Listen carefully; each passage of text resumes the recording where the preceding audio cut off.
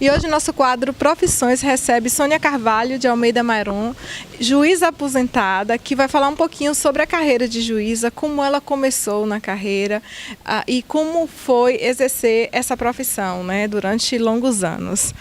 Vamos falar do começo, né, Sônia? Quando você era criança, na escola, você já pensava em seguir essa carreira ou ela apareceu na sua vida por acaso, nesses caminhos que a vida nos leva?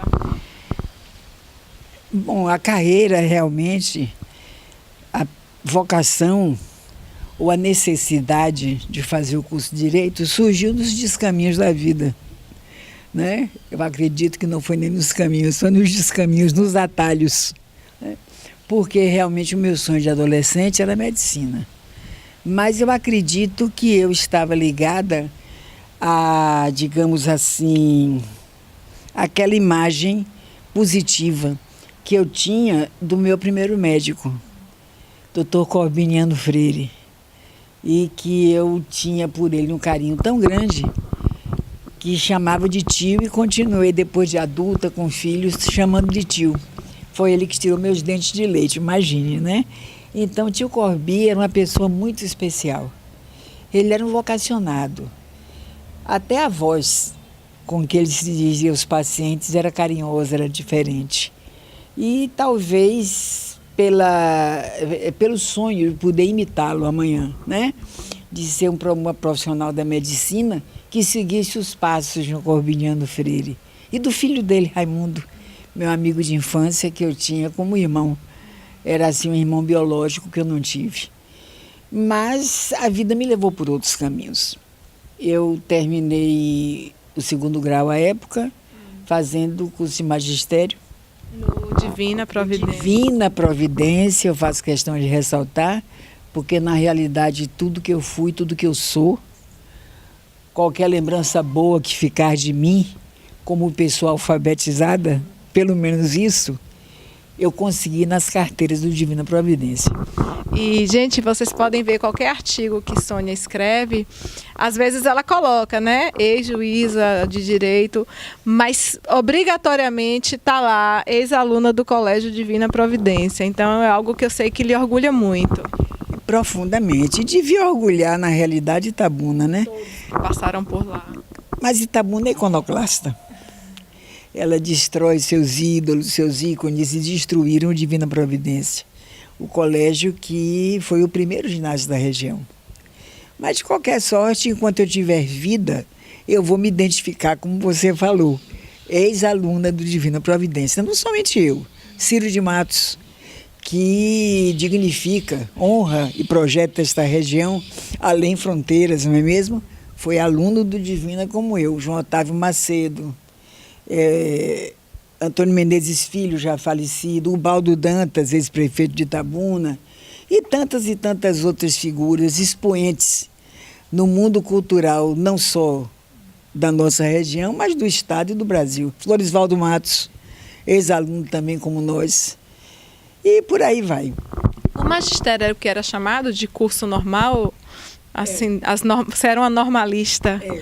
A normalista que Nelson Gonçalves cantava, né? Música, né? As normalistas.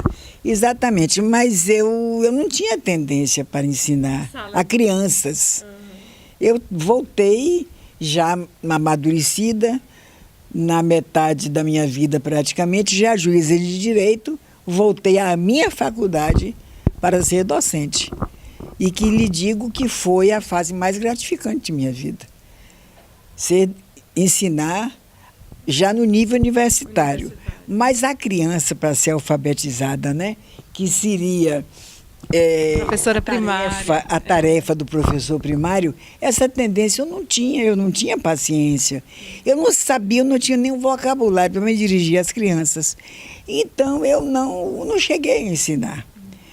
Fiz o seguinte, eu fiz um concurso, tentei ensinar cerca de 2 anos, por sinal, numa escola isolada, eu e Dinalva Melo.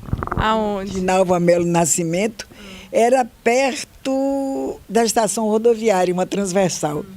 Então, não tinha escola pública construída, nós fomos nomeadas e precisávamos de uma sala, alugamos. para receber ao final do Estado. Eu nem me lembro se nós recebemos, que o Estado é caloteiro desde sempre, né? Mas o fato é que Dinalva continuou. Na área de educação. Na área de educação. E eu, como não gostava, com 2 anos eu pedi a exoneração, que eu não suportei. E segui o triste caminho da mulher na minha época, né? Casou, teve Casamento e filhos. Mas é a tal história, né?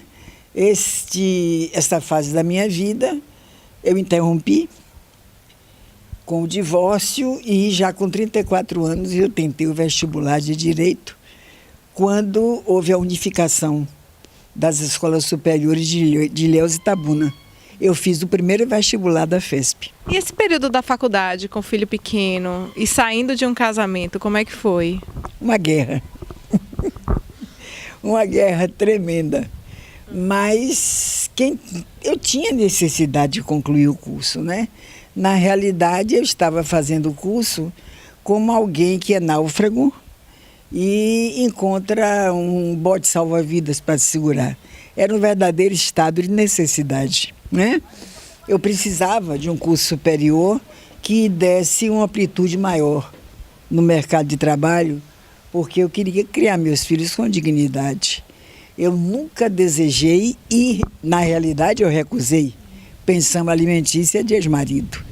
E o magistrado, como é que surgiu na sua vida no meio de todo esse contexto? Surgiu pela necessidade, na realidade, de ter estabilidade, né, Raquel? Eu tinha 2 filhos sob minha responsabilidade, com a guarda decorrente da separação, e eu não abria mão disso, né, de modo nenhum. De sorte que o concurso que mais poderia trazer essa estabilidade seria a magistratura comum, que surgiu logo depois que eu tentei o primeiro, da Justiça do Trabalho, com esperança de tentar a Justiça Federal, que já graduada em Direito era um outro sonho que eu alimentava. Mas eu não tinha tempo de estudar. Eu tinha 2 filhos para sustentar. Não podia me separar do trabalho, né? Para ficar só estudando. Exatamente, eu tinha que lutar por meu sustento, não podia me dedicar só ao estudo. Aí tentei a justiça como passei, porque eu já havia estudado muito para o outro. Em 1980, né, você passou? 1980. Mas quando eu fui nomeada, em março de 81, para a comarca de Una, eu imaginei que ia sobrar tempo para estudar para a Justiça Federal, que seria 2 anos depois, já estava anunciado. Só que nunca mais sobrou tempo. A Justiça Comum. Nunca mais. Nunca mais, porque a toga, quando você coloca nos ombros, ela pesa. Ela pesa e são pessoas que dependem de você, que têm o patrimônio, que têm a liberdade em suas mãos. É a necessidade que você tem, não pela vaidade de mostrar trabalho, né? Não pelo fato de pretender que o tribunal me considerasse uma magistrada, digamos assim, que julgasse com celeridade, que eu estivesse procurando promoção rápida pelo alto rendimento, nada disso me interessava. O que me interessava era corresponder à confiança daquela gente simples da minha comarca que me recebeu com tanto carinho. Talvez esse seja o lado bom da magistratura, você poder fazer algo pelas pessoas e perceber que a sua influência pode realmente transformar uma vida, né? Mas queria que você definisse isso, o lado bom de ser juíza e o lado difícil, né? O que não é tão bom. O lado bom realmente é o juiz entender que ele pode e deve ser um agente transformador na sociedade, né? É você se sentir capaz de transformar a vida de alguém para o lado positivo, e isso é o que conta em qualquer carreira, né? E o lado negro é realmente os obstáculos que você encontra pelo caminho, né? As incompreensões, né? A figura de um magistrado, a gente sente que é como se ele estivesse numa vitrine, exposto, né? E as pessoas desavisadas, as pessoas que querem vantagens, né? Que querem que os caprichos, as fraudes, os absurdos que pratica sejam acolhidos, esses vão estar munidos de pedras para aquela vitrine, né? Isso sempre aconteceu e vai acontecer sempre. Então, é preciso que a pessoa se revista de muito equilíbrio, muita serenidade e coragem, acima de tudo, né? Porque vai fazer inimigos. Com certeza vai fazer inimigos. Com certeza, porque, infelizmente, a moeda tem duas faces, né? O que eu decida pode contrariar o interesse seu e você não tem a grandeza de entender que a minha decisão foi, na minha ótica, a mais justa. E nós estamos num país que proliferam recursos. Um atrás do outro. Aí para mim até é recurso demais, é meu gosto, né? Você ainda vai submeter o seu pedido aos tribunais superiores. Então, o primeiro juiz, o que está na trincheira, na linha de fogo, né? No fogo cerrado, esse é que sofre mais. Porque os tribunais, à parte, não tem contato com o juiz. Você vê que o juiz que fica na trincheira, muitos e muitos, são até sacrificados, né? E no Brasil a gente tem um histórico muito grande de juízes assassinados. Exatamente. Temos um exemplo da Itália, né, no problema da corrupção, que o Falcone foi assassinado. O juiz da Operação Mãos Limpas, né, que prendeu um monte de gente importante, de políticos importantes, gente poderosa. Capone.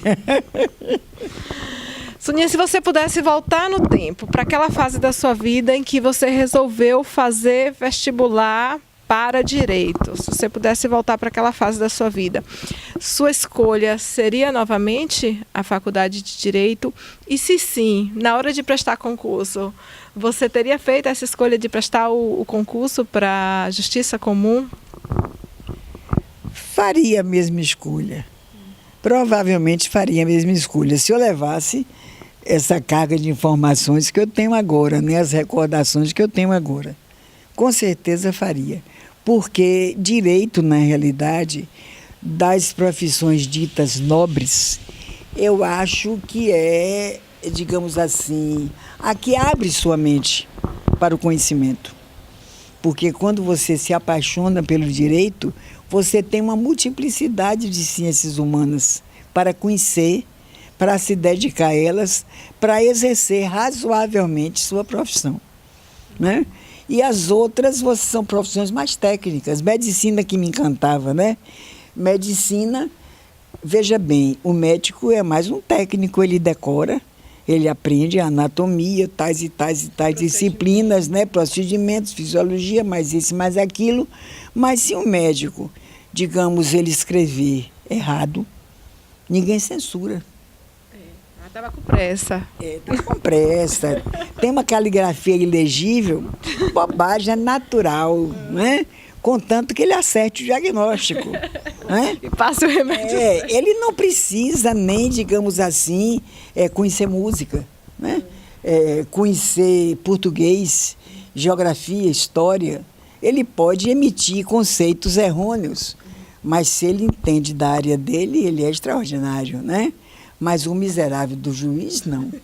O pobre coitado do juiz, do promotor, do procurador, ele tem que ser uma enciclopédia. Tem que saber de tudo e fazer tudo bem. Não pode errar. Né? Um juiz falando isso. Um juiz, até uma vírgula fora do lugar é criticada, né? Então, por esse desafio no mundo do conhecimento, é que eu me apaixonei pelo direito e voltaria a fazer. A percorrer o mesmo caminho, dizendo melhor, né? Voltaria a percorrer o mesmo caminho.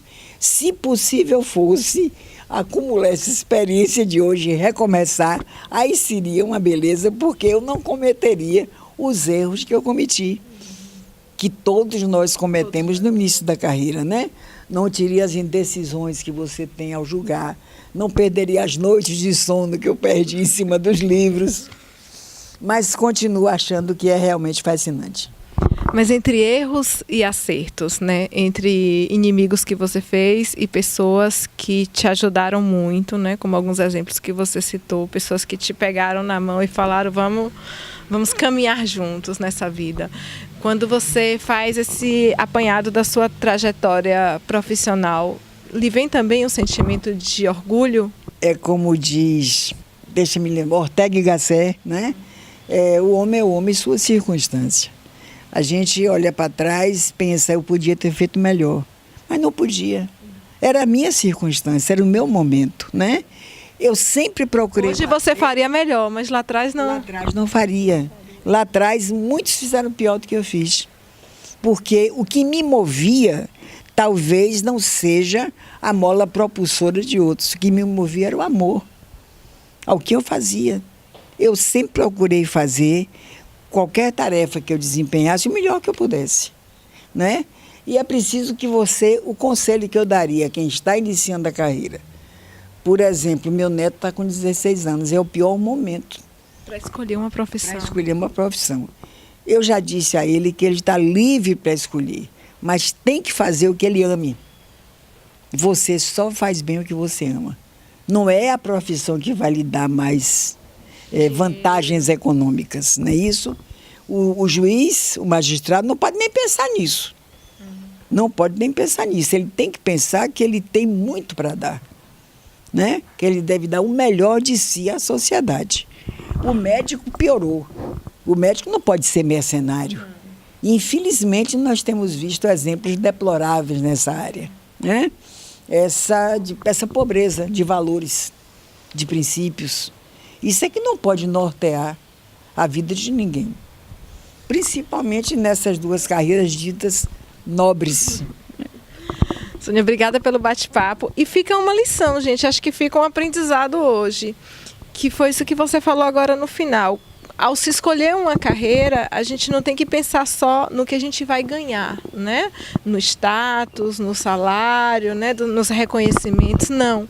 Acho que a gente tem que pensar o que a gente pode dar, né? O que eu tenho para contribuir? Será que eu vou fazer isso bem? Eu acho que isso é fundamental para a escolha de uma carreira profissional. É a lição que fica hoje, né, de uma mulher que exerceu a sua profissão, né, com paixão, com amor, com dedicação, com seriedade, com dúvidas, como todo ser humano tem, mas foi até o fim, se aposentou e tem orgulho de falar sobre sua trajetória profissional, anda de cabeça erguida, reconhecida pela sociedade, um ser humano incrível que a gente conhece. Sônia, muito obrigada e espero lhe ver outras vezes lá no programa, viu? A gente bate papo aqui nesse lugar, aqui tem um ventinho, vocês podem ver que a gente fica descabelada, tem um ventinho gostoso, mas vamos marcar para você ir para o estúdio. Obrigada e fica o seu exemplo. Obrigada a você, querida, pela oportunidade de mais uma vez, digamos assim, abrir o coração, né? Fazer um desabafo.